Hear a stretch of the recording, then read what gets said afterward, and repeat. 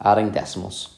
Pause the video and have a go at example 13 and 14. Example 13, when we're adding, we need to make sure when we're putting these in columns that we put the numbers in the correct column. We line it up. When we go to add this, you'll notice that some numbers are not in a column and where there are numbers. So we have to put in a 0 there if that helps. We've got 4 plus 0 is 4. 6 plus 1 is 7. And 4 plus 2 is 6. Remember to put in your decimal point. Then 7 plus 2 is 9. And 6 plus, there's nothing there. You can put in the 0 or leave it. You get 69.74.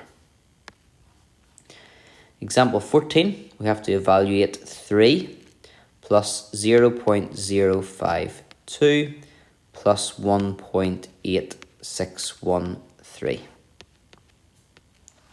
Notice how they've been lined up in the correct columns.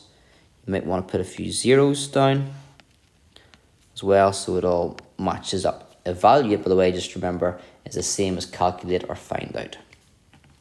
So in this first column, 0 plus 0 plus 3 is 3. 0 plus 2 plus 1 is 3. 0 plus 5 plus 6 is 11. So write down the 1 and carry 1 over. 0 plus 0 plus 8 plus 1 is 9. Write down your decimal point. And then 3 plus 0 plus 1 is 4.